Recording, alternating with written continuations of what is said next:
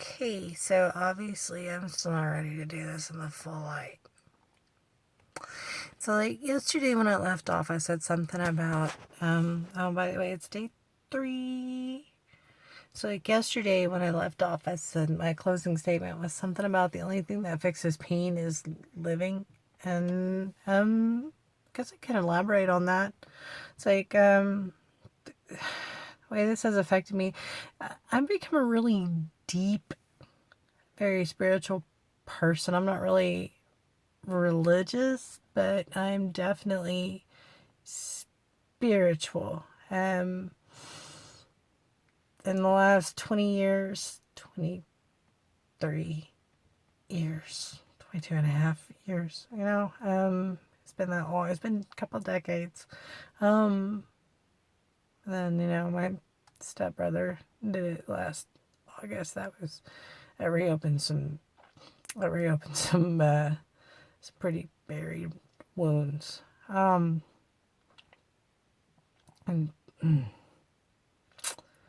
ripped open some serious emotional scar tissue.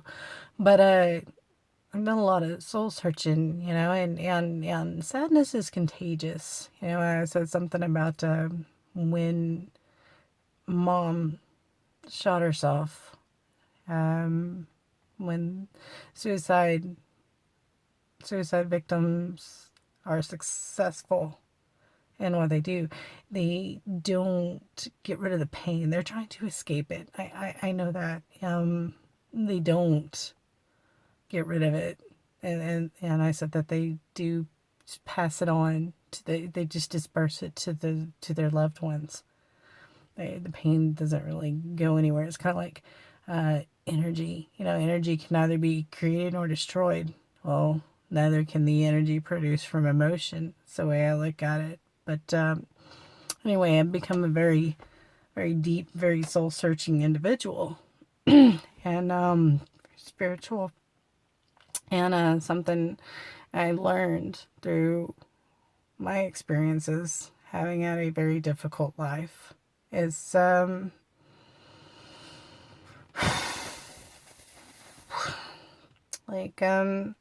only cure for emotional pain is to actually get out and live your life. Is to go ahead and get out and suit up and show up. And I said something on the thread with my first post when I took it from YouTube and put it on my Facebook. I said something about the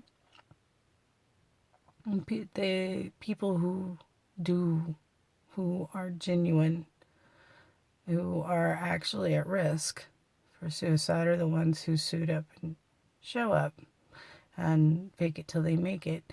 And in all honesty, that's really the only way to change the way you feel, is to walk around acting like it's normal when it's not. And eventually, just like seasons and the weather changes and everything else, eventually it's okay. Everything eventually gets back to good. Yeah, you might be, one of my friends shot himself one day when the landlord came to serve him eviction papers. That was tough. His brother found him. It's one of those, it's like, hey, yeah, you might have lost your house, but was it worth it? So, I mean, just like what I've learned and something that I've really seriously striven, that I strive to apply to my life, is a concept that